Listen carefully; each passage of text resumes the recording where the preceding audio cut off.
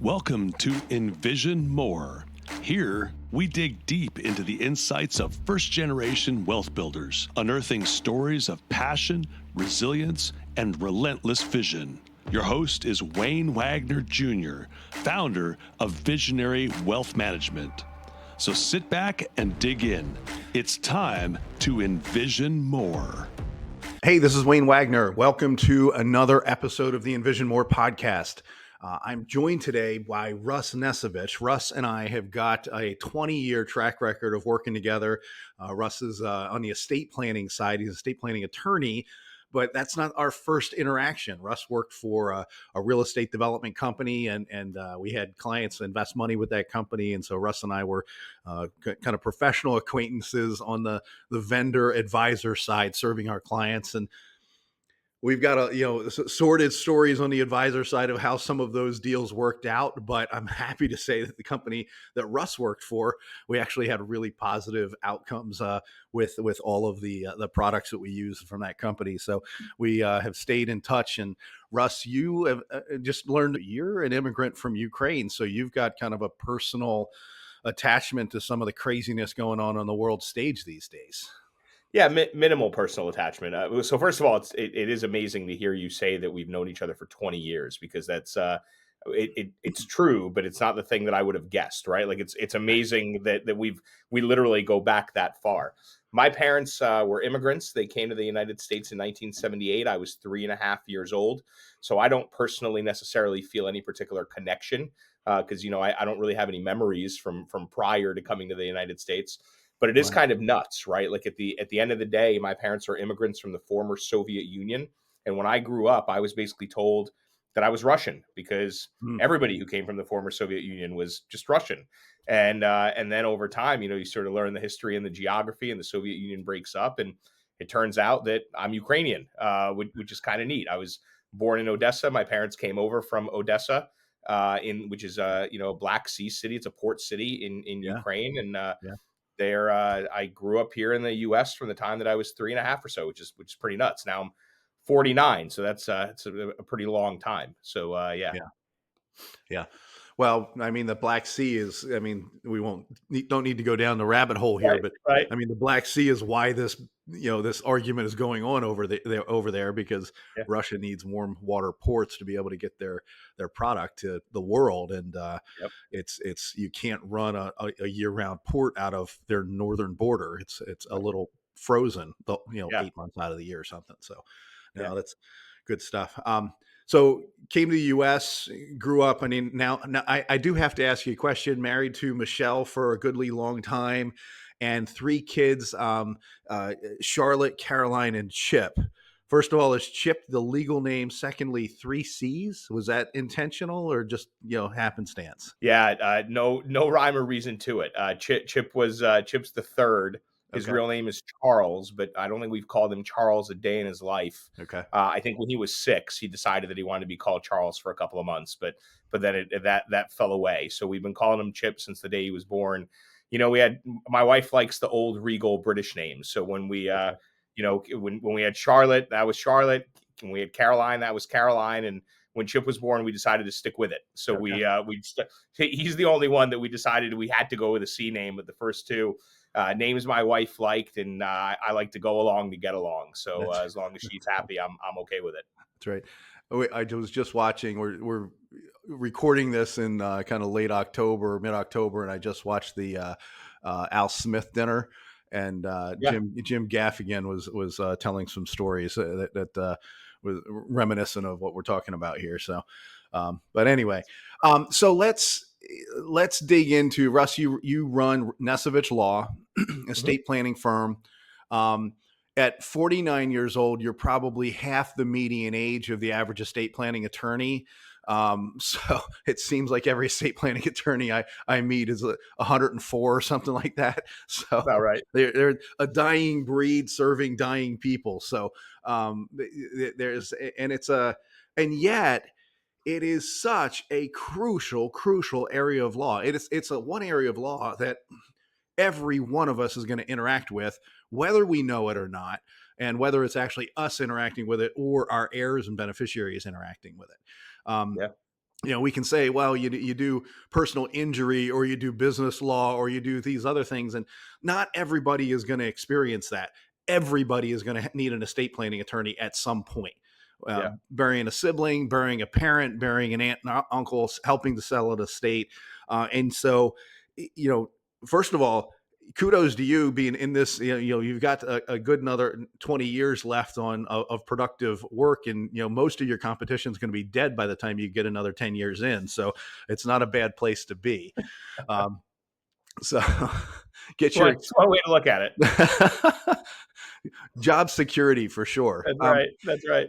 But the estate planning side, and certainly there's there's a whole different field we can talk about in terms of AI and how that's going to adapt and evolve it. But we know that AI isn't going to replace the estate planning attorneys. It's going to be a tool that gets used by those attorneys to help affect better outcomes for clients.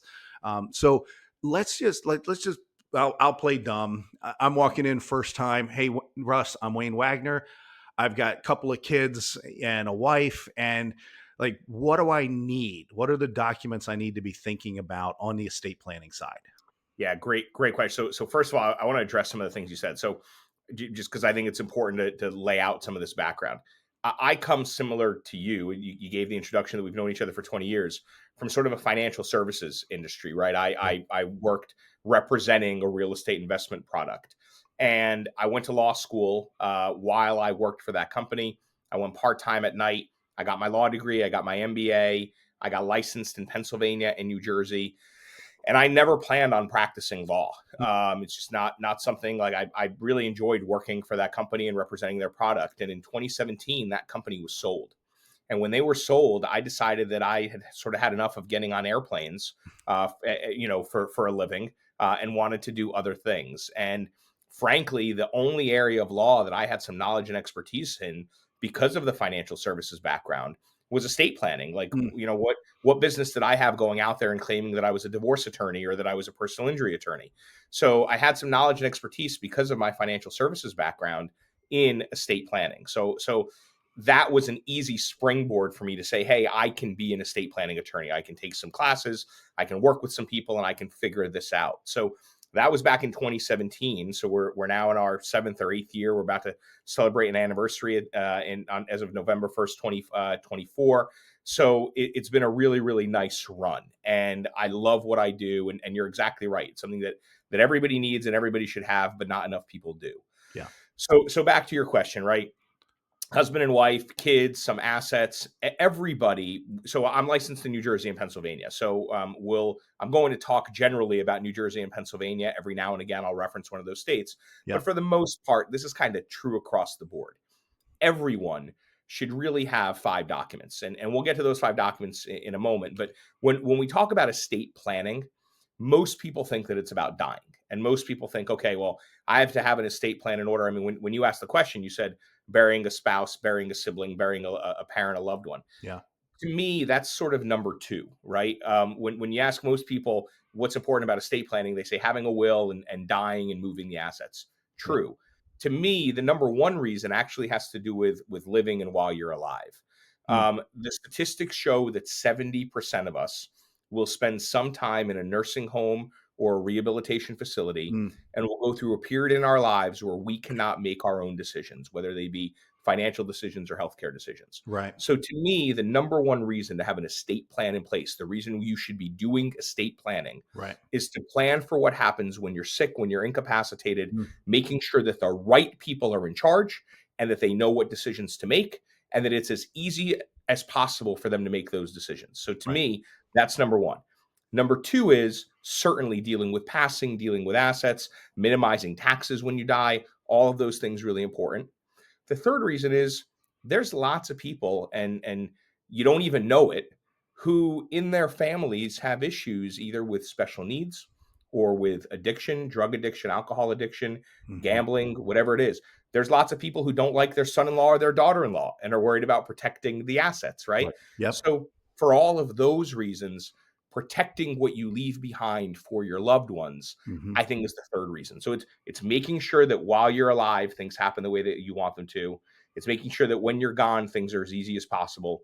And it's making sure that when you're gone, what you leave behind is protected to whatever extent that matters and is meaningful to you. Right. Yeah. So to me, those are the main reasons to have estate planning done and estate planning in place. And then we do that through the document creation process, which I'm happy to jump into and talk about. But Yeah. I don't know if you have other questions on what I just said. No, that's good. And actually, the timing of this recording, I married my daughter, walked her down the aisle this past weekend. Congrats. And thank you. And my son-in-law to be actually came to me over a year ago at this stage and said, and asked me about a prenup for my daughter, and said, hey, should I, I'm volunteering, should we have a prenup in place since your family's kind of coming to the table with more resources, assets? And it was a great question. I was humbled by the ask. We ultimately, kind of walked through a discussion. And so, my daughter already has some equity in our family-owned assets. Those are premarital assets. They're not up for argument or fight. Anything she inherits from May and I, A, is going to be in a trust, and B is an inherited asset. So that's not something you guys can fight about. So really, the only two, what you guys are going to have to fight about is the wealth you build while you're together. And that's between you two. So as far as I'm concerned, it's not like my daughter's, independently wealthy, sitting on a multi-million-dollar net worth today. What she builds, she's going to build with you. So you two get at it. And if you have a fight along the way, first of all, we're going to lock you in a room for a while and hope you work it out. But, right. So we ultimately decided against the prenup. But your point here about having we're 70% of us having a period of time where we're not going to be able to make these decisions on our own, and making sure we've provided instruction, given legal authority and authorization and control, have the right person. Don't have I mean, we have clients who have had kids who, for a stretch of their life, or even today, the kids are not making good decisions, or there's addiction involved and things like that. And God forbid they were a named party to be making the decisions at that point in time when we needed the decisions made. This is where control comes in. And this is what having an estate plan is. This is why we're having this conversation, Russ. So yeah. And look, you brought up a couple of important things, right? So you said things that you are well aware of because you're in the financial services industry, right. But the average layman is not, right? Yep. So for example, your point is whatever she inherits, she's going to keep separate, and that's going to be hers, and you're not going to fight about it. And she's going to inherit some of it in trust.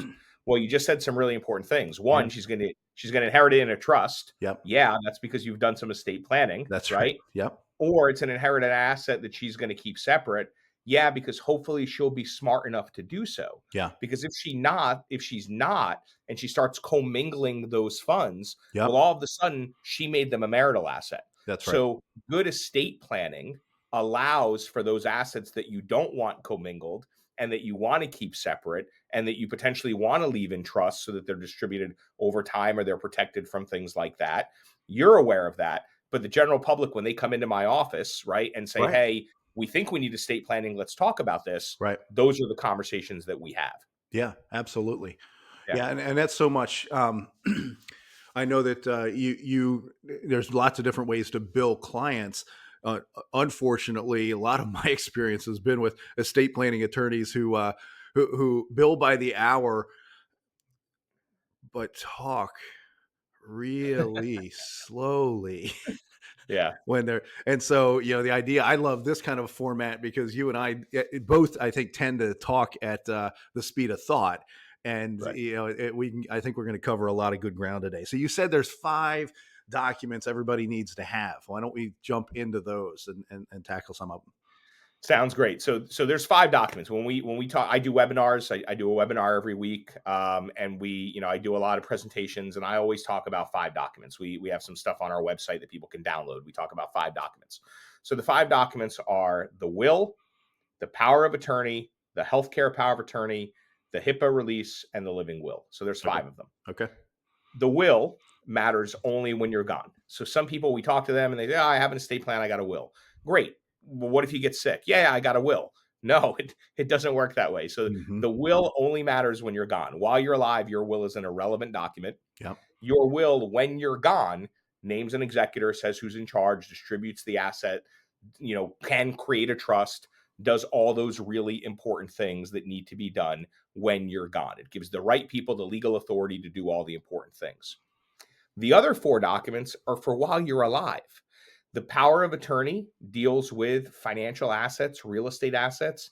It gives someone else legal authority to deal with your financial affairs if you are sick or incapacitated. Mm-hmm. We had a call. I tell this story when I do my webinars. We had a call about 5 or 6 years ago. There was a gentleman. All the assets were in his name, right? The spouse never worked outside of the home. She was a homemaker. She raised the kids. Everything was in his name. It's not that atypical, right? So Mm-hmm. the IRA and the 401k are always going to be in his name, Right. right? Yeah. But in their structure, the way they did things, so was the checking account, and the savings account, and the brokerage account. Oh, wow. Okay. He fell while he was shoveling snow, and he landed on his head, and he had a brain aneurysm.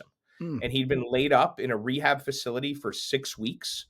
And the wife was literally having trouble paying bills because he never signed a power of attorney.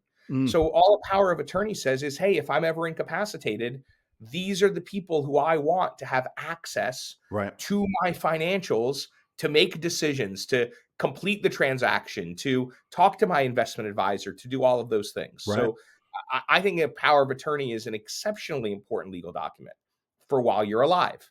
Yeah. The other 3 are all healthcare related, right? If God forbid something happens to me, I've got 3 kids. They're all under 18, but eventually they'll all be over 18.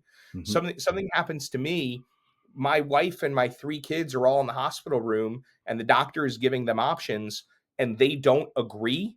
All of a sudden, we got a problem. Yeah. So I have a healthcare power of attorney that says my wife's in charge, because I don't want my sister showing up and inputting, with all due respect to my sister who I love, inputting her decisions on my healthcare. I know who I want making those decisions. Yeah. We don't want fighting in the hospital room. We don't want people arguing. We don't want anybody going to court. We just want to make it easy. Yeah. So a healthcare power of attorney does that. A HIPAA release, incredibly important, gives people access to your medical information. Mm-hmm. And a living will. A living will stems from, there was a case, man, it's probably 30 years ago now, Terry Schiavo down in Florida. Yeah, sure. There was a big argument. She was effectively brain dead. Mm-hmm. And there was a big argument between her husband and her parents over keeping her alive or taking her off life support. Mm-hmm. And it lasted years. The governor of Florida, good trivia question, it was Jeb Bush at the time, actually got involved in the case, right? So, because it all happened in Florida. So a living will for 99% of people says, hey, if I'm terminal, if I'm vegetative, if I'm incapacitated, if there's no chance of recovery, I don't need anybody making any decisions. I just want a pain-free and peaceful death. Yeah. Right. Yeah. Yeah. So those are the 5: the will for when you're gone, financial power of attorney for people to make decisions while you're alive, and 3 healthcare documents for people to make healthcare decisions, and for you to make a healthcare decision while you're alive. So those are the core 5 that every adult, no matter their level of wealth, whether you're rich or poor or middle class or anything else, everybody should have those 5 guiding documents. Yeah. And speaking personally, we've been through this with May's parents. So May's dad passed away in 2015 in our home under our care. But going through that process, we had, like, Dad had a healthcare directive that said, I don't want to be intubated. He had dementia, and so he had a very short period of time that he actually could remember things. And there were severe concern over whether or not his body would forget how to breathe.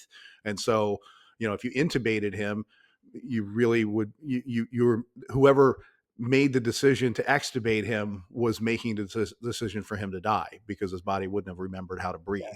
And so he didn't want to set that situation up and have somebody, and it happened to be my wife who was having to make the call. But gosh, we're in the hospital, and these doctors keep wanting to intubate him. And it's just because we can. It's like, no, that's not what the directive says. Now we still joke with Mom Newland about it a little bit, because don't give me air, but don't deprive me of food. So they both wanted a feeding tube. So it was like, you can let me not breathe, but don't stop feeding me. So we still poke a little fun with Etta at that. But those decisions, you make those decisions when you're of sound mind, with your advisors, in counsel with people you trust, and counsel with people you love, and then those documents become very powerful Yeah. when they're needed. You might have to dust them off. You might have to dig them out from the bottom and the back of a drawer somewhere, but they're really, really important when the time comes. So Yeah, exactly. And look, when we do planning, so you brought up AI a little bit in your introduction, which I appreciate. And there's suddenly all these services now, right, where you can type in your name and type in the names of your kids, and all of a sudden it spits out a will. right, But I think the beauty of what we do, and why, frankly, I have no concerns about those services. I don't view them as competition. yeah, I think the advice that we give along the way and the counsel that we give along the way, it's not about the documents, it's about the planning, right? So it's about the planning and the foresight and the input and what my clients want that goes into creating those documents and delivering that, which is why we don't get paid $99 right, yep, for an online set of documents. right, It's the guidance of these sort of little quirky and interesting decisions that potentially need to get made along the way. We unfortunately make a pretty good living when someone passes away and those online documents need to go through probate. right, right, And all of a sudden something wasn't signed right or something isn't clear. And all of a sudden someone's arguing about something, and now we're getting paid hourly fees right, to right, settle something that could have gotten done much cheaper had right. you just done the documents right originally. That's right. So, Yeah.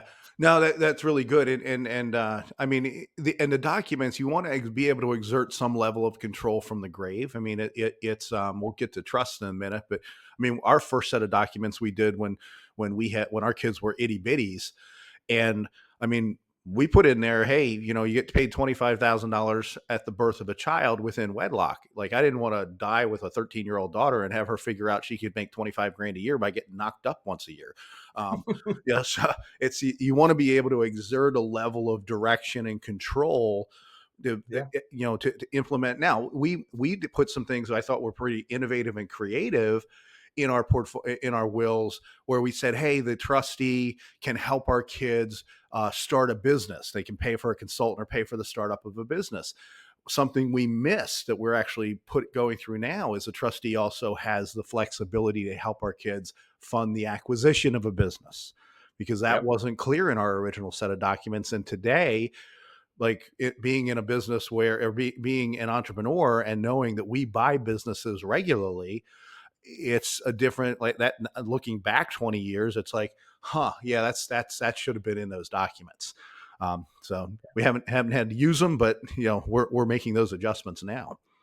So Well, it's a nice thing about it, right? I mean, it's a living, breathing plan. So yeah, as life changes, you have the opportunity to make changes. yeah, And look, if you if the nice young man who married your daughter wasn't necessarily to your liking, you could restrict some of the restrictions that it sounds like you already have yeah, yeah, even more, yeah, right? yeah, Or over time, as you grow to hopefully love him like one of your own kids, you may loosen up some of those restrictions, right? right, But the good news is that you have the ability and authority to do that over your lifetime.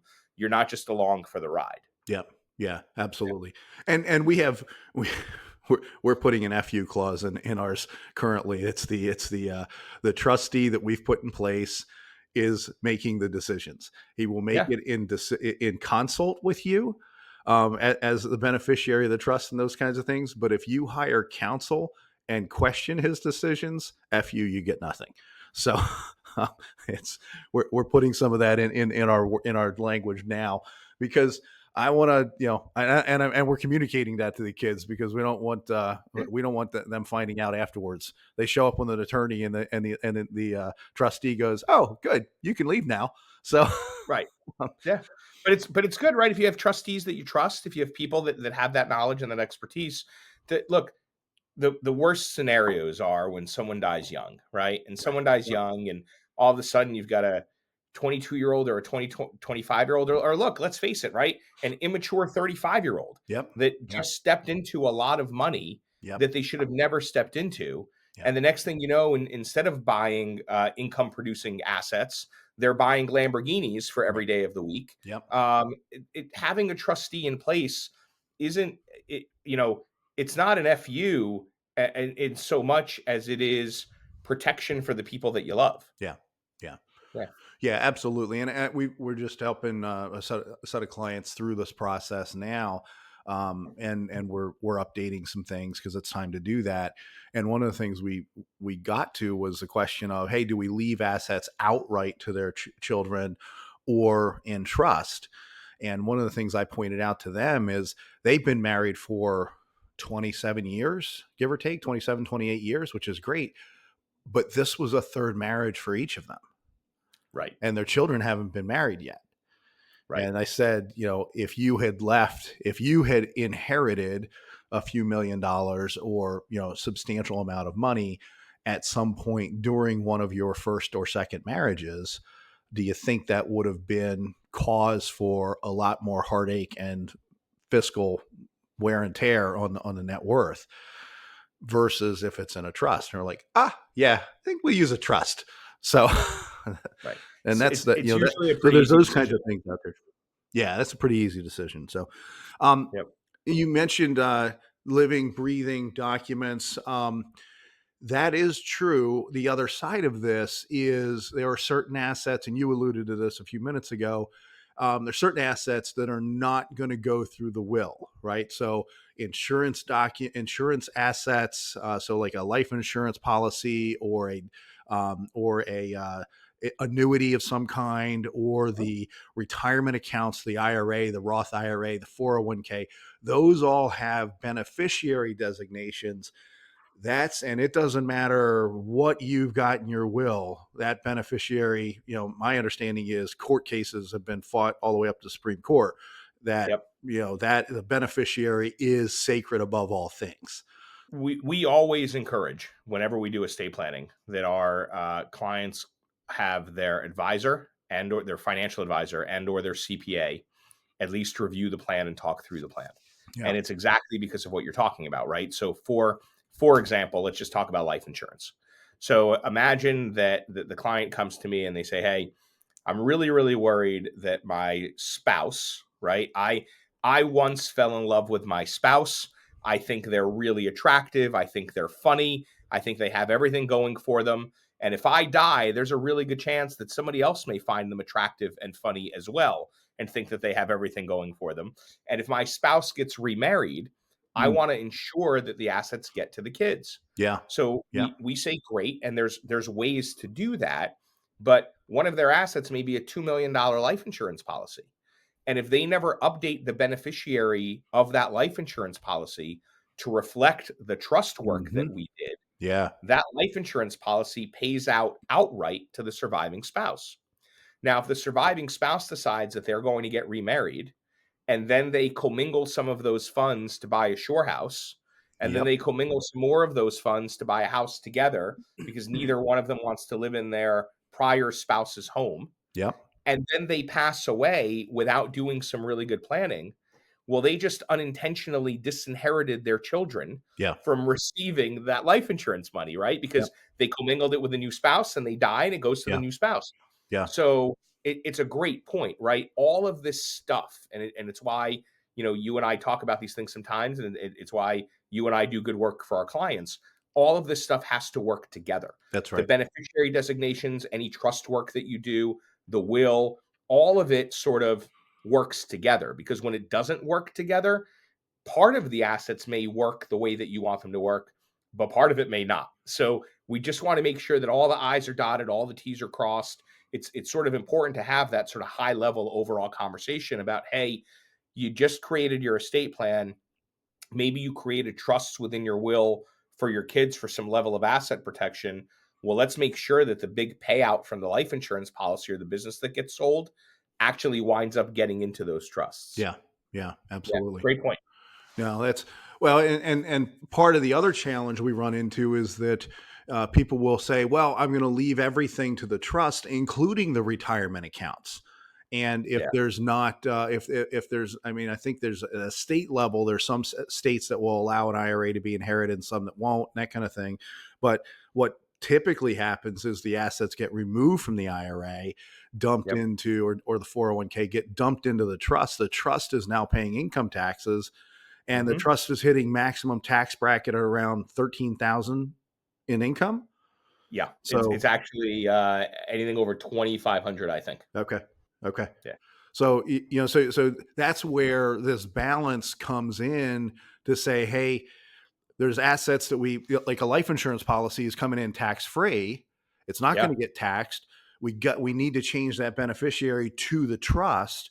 The flip Yep. side is the opposite may be true with the IRAs or the 401ks, because Yeah.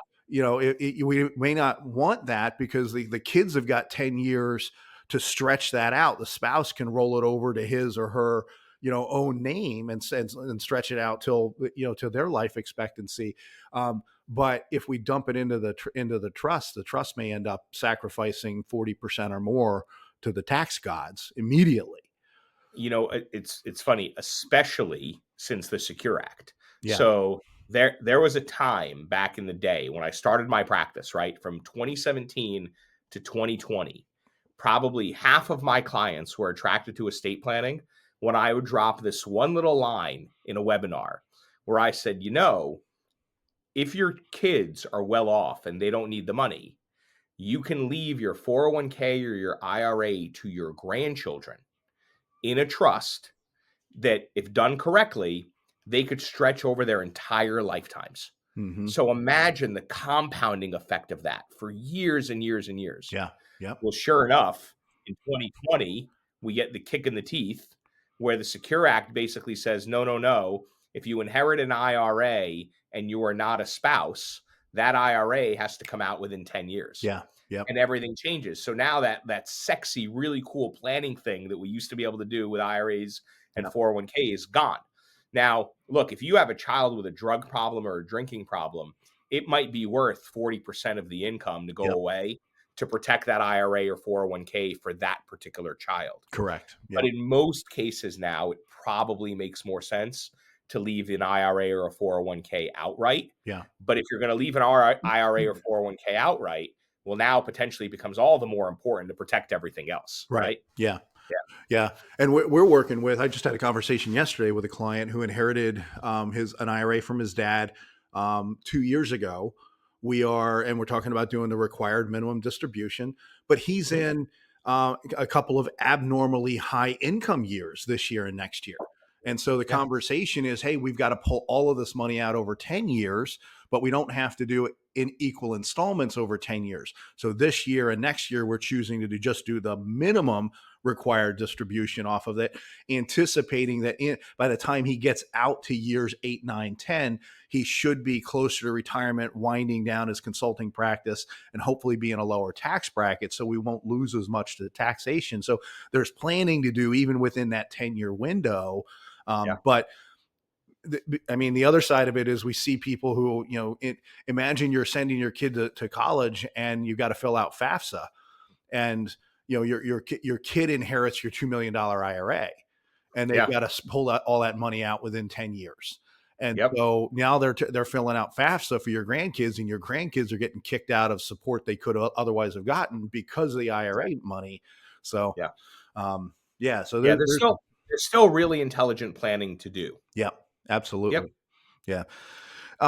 So we've talked a little bit about, kinds of malleability and changing, the ability to shift and change over time. Something else that shifts over time is tax law.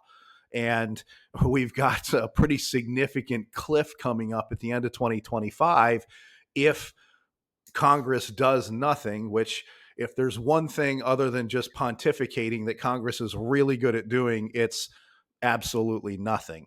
So if they do nothing, we've got a tax cliff. Can we talk to that a little bit? What does that look like right now, and what are you guys anticipating in the community?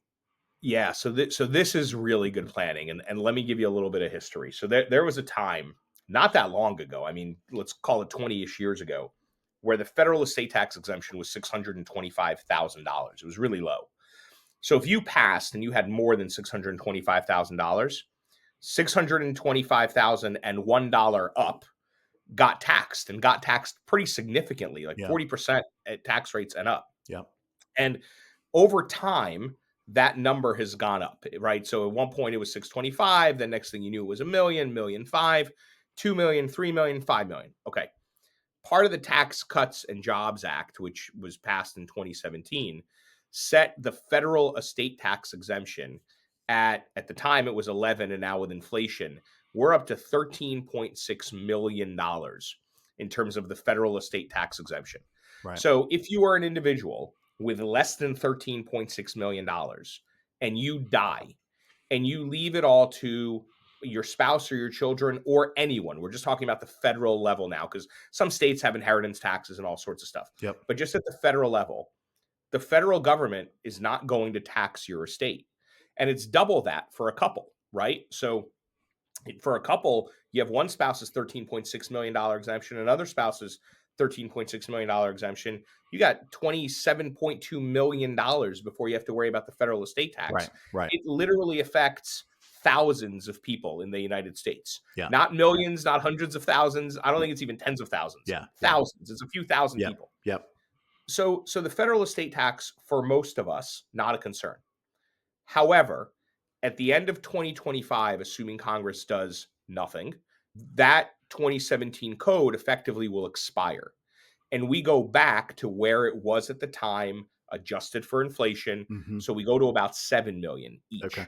So 7 million for one spouse, 7 million for the other spouse. It's not 27 anymore. All of a sudden it's 14. There's lots of people, certainly more than a few thousand, in that 14 to 27 million dollar range, right? Yeah, so absolutely. if you have more than 27 and you die in the next in the next year and a half, you don't have to worry about it.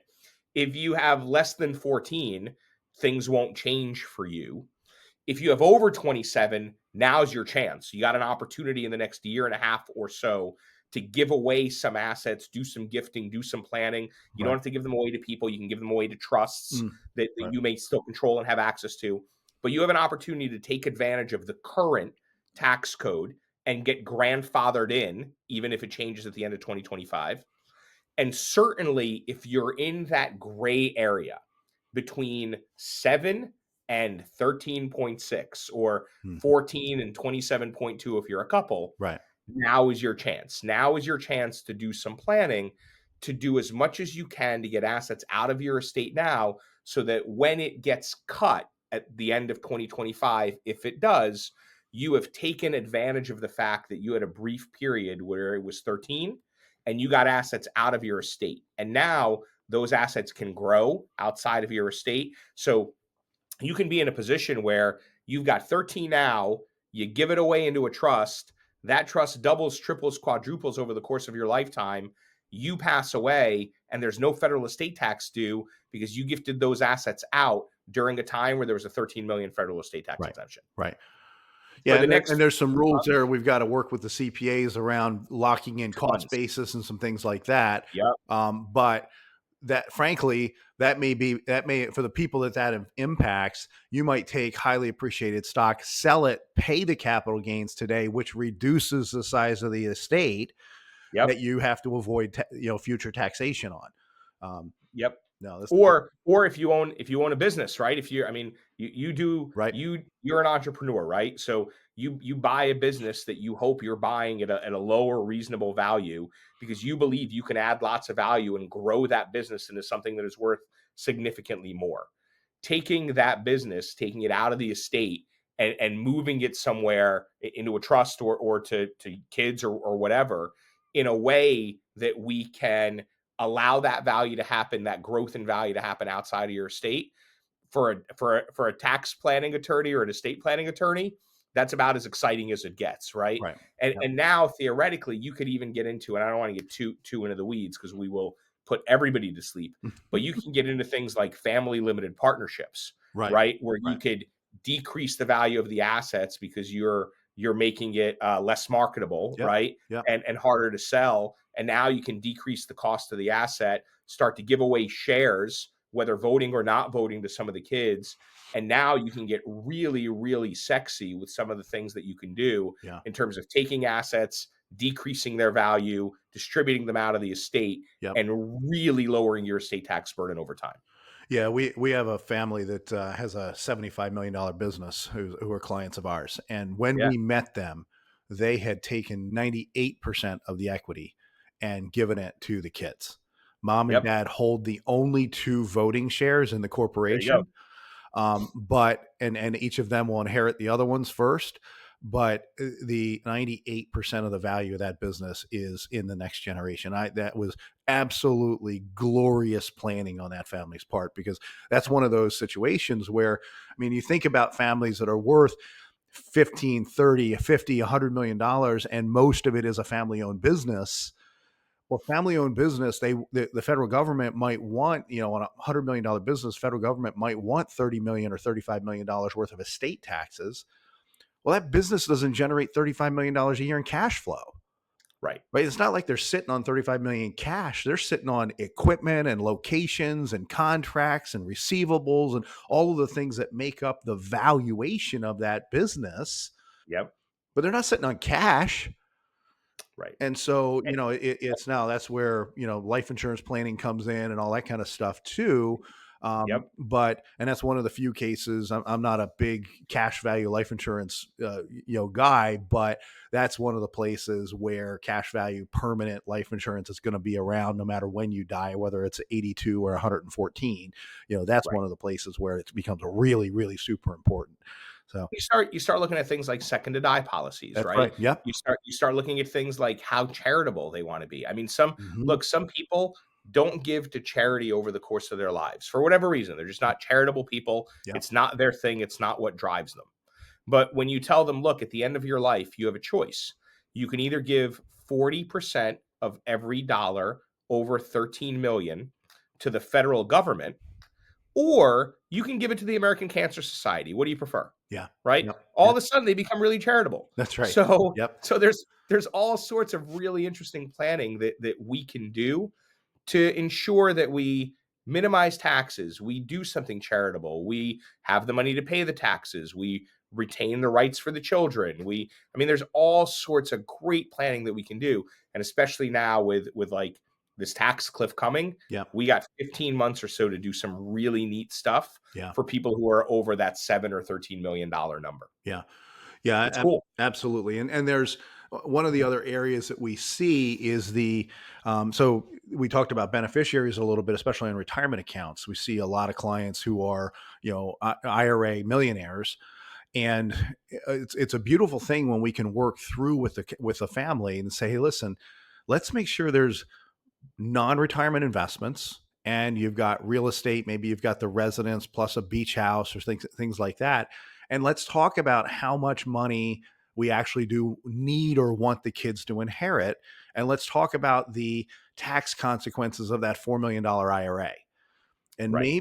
maybe, hey, it's a $10 million, it's a $12 million net worth, and 8 million of the 12 million is in non-retirement investments and real estate, things that the kids are going to get that magic step up in cost basis on.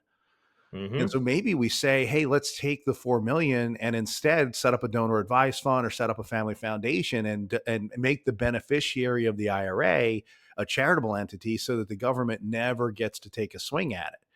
Um, Yep. Now that's great planning, but one of the key things you mentioned, New Jersey and Pennsylvania, we just learned something in Massachusetts, which Massachusetts only has a $2 million per person exclusion.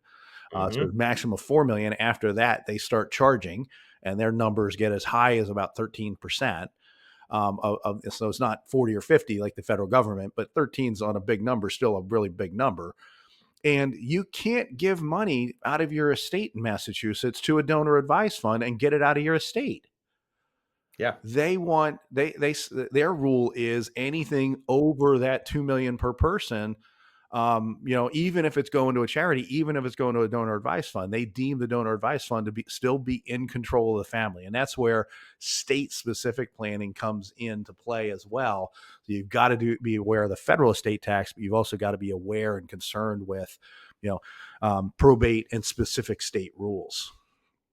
Well, I know you're a former New Jersey resident. I always joke that New Jersey's a tough place to live, and it's why some people like you leave. We have pretty high income taxes. We certainly have high property taxes.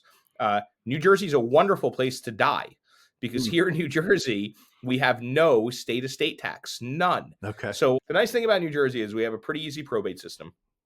So we're generally doing trust planning only for people who have property in other states.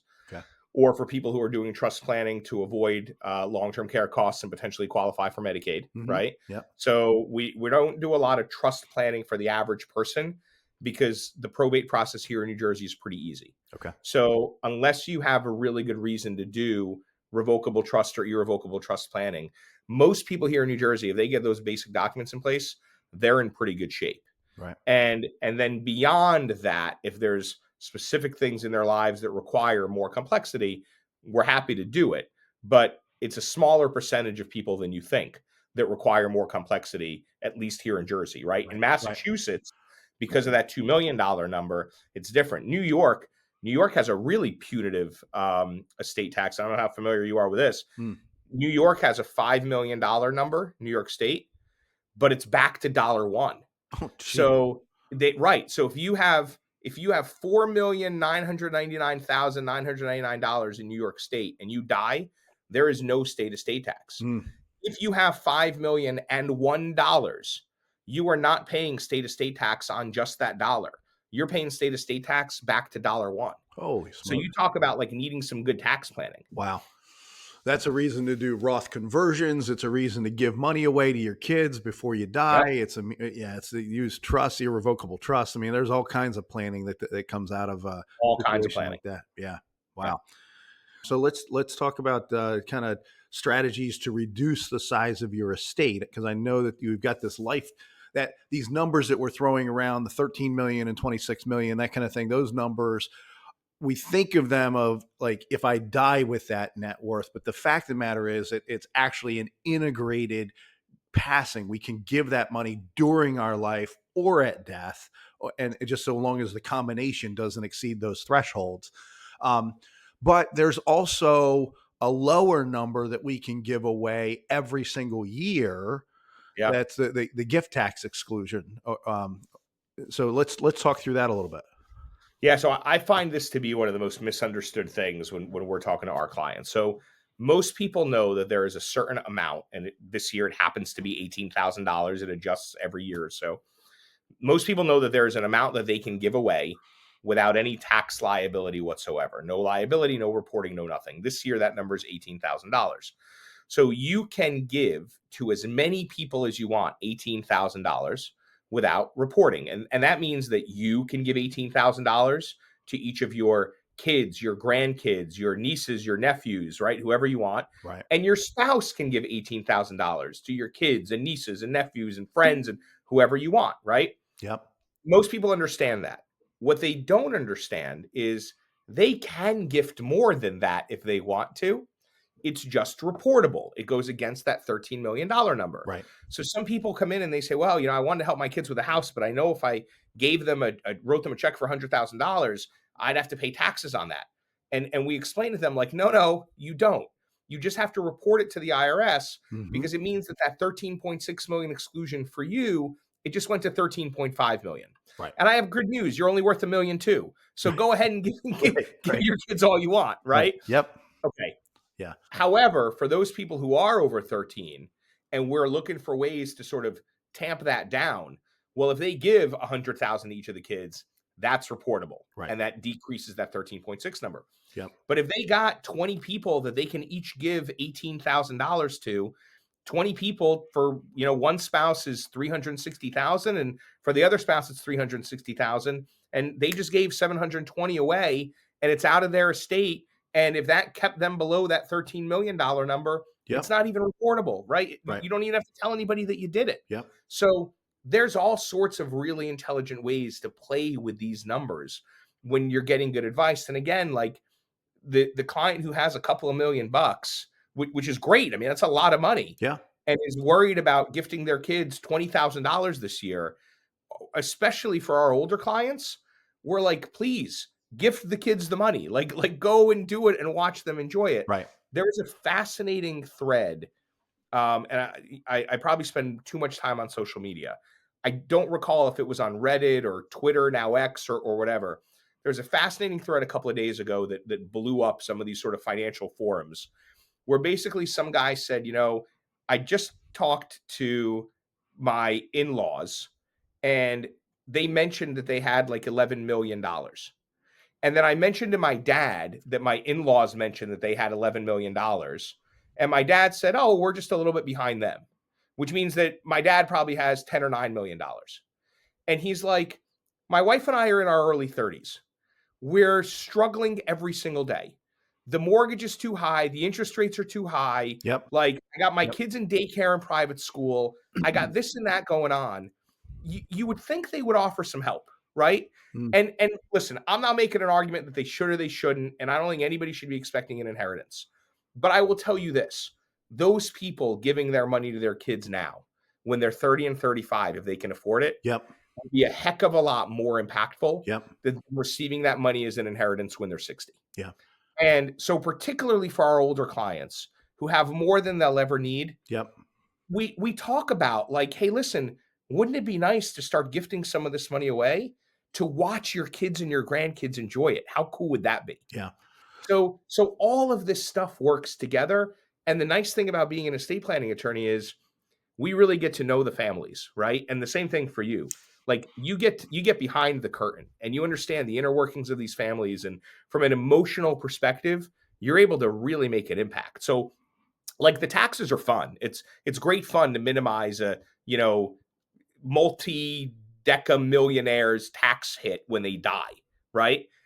But it's also really fun to figure out how they're going to gift assets to their kids in the most tax efficient way, right? To really make an impact now, or to make charitable investments in the most tax efficient way, or to set up a family foundation that's going to last forever. And I know I've gotten completely sidetracked on the question that you asked me, but it all sort of factors in, and it's sort of what drives me and gets me up every morning, right? We get to do a lot of really neat stuff. No, Russ, I completely agree with you. There's tons of opportunities here. One of the big things we talk with clients about is helping your kids fund Roth IRAs, helping your kids put money into a Roth 401k. And because we're big advocates, if you're not above the 24% tax bracket, you should be doing Roth contributions to your retirement accounts, not pre-tax contributions, because you're simply not going to be in a lower tax bracket during retirement. But using these gifting rules to accelerate wealth by taking advantage of that one asset that we know our kids and grandkids have that we don't have, and that's time, right? The compounding of wealth over time that they have that we don't have because we're just running around with gray hair and getting closer to the grave every day. So now this is a really good dialogue, really good conversations. And I think you're right. The gift tax exclusion is an often misunderstood. I think the other side of this is the idea of gifting money, because you can even gift money to your kids, appreciated stock to your kids. Yeah. So think through this. Right now, we're living in a world where if you're in the lowest two income tax brackets, your capital gains tax on the sale of a appreciated stock is zero. Well, what if we have mom and dad gift appreciated stock to the kids who are just getting out of college and just getting that first job and are going to be in the 10 or 12% bracket this year? The kid can sell the stock, pay zero capital gains tax liability on it, right? And we're moving that money. We're reducing the size of mom and dad's estate. We're avoiding the capital gains treatment on the sale of that stock. So there's all kinds of planning. This is why, there's between the CPA, the estate planning attorney, and the financial advisor, it makes so much sense for those three people to know each other. I'm an advocate for there being kind of an arm's length between them, just like, so I've had clients ask me if I'm willing to be the trustee in their trust. And I'm like, no, I can't do that. And they're like, well, why can't you? You know us better than anybody. I'm like, well, because ultimately the trustee needs to be able to fire the financial advisor if he's doing a crap job. And that's the problem.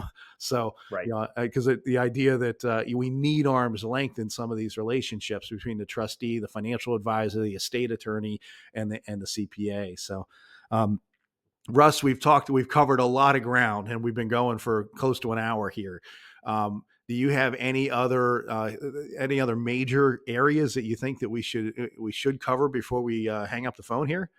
No, I don't think so. It's been great. I think that if there's one takeaway, it's everybody should have this stuff done.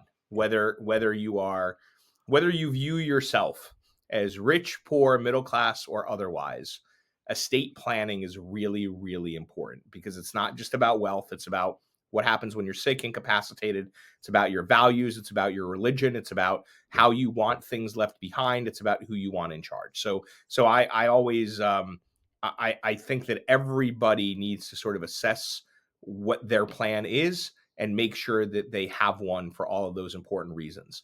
And look, if you're over that 13 million or over that $7 million range, you got a 15-month window. Talk to your advisor, talk to your estate planning attorney, talk to your CPA. There's a really, really high probability that you should be doing something in the next 15 months to take advantage of where the federal tax code is now, because there's a pretty good chance it won't be there after the end of 25. Yeah. Beyond that, it's always great talking to you. I'm glad we've reconnected a little bit. It's been fun. Russ Nesevich, president of Nesevich Law. Thank you so much for your time today. It's great to reconnect and spend some time working on talking about a topic that every one of our clients is going to have to interact with at some point in time. Thanks for the opportunity. Thank you for listening to the Envizion More Podcast with Wayne Wagner Jr. of Visionary Wealth Management. We hope you were encouraged and inspired by the conversation today. If you want to dig deeper into the show notes or Wayne's work at Visionary, you can find us at envisionmore.com. That's Envision with a Z. Advisory services are provided through Wealth Plan Investment Management. Wealth Plan Investment Management and Visionary Wealth Management are separate entities. The content is developed from sources believed to be providing accurate information. The information in this material is not intended as tax or legal advice. Please consult legal or tax professionals for specific information regarding your individual situation. The opinions and material provided are for general information and should not be considered a solicitation for the purchase or sale of any security. Thanks for listening.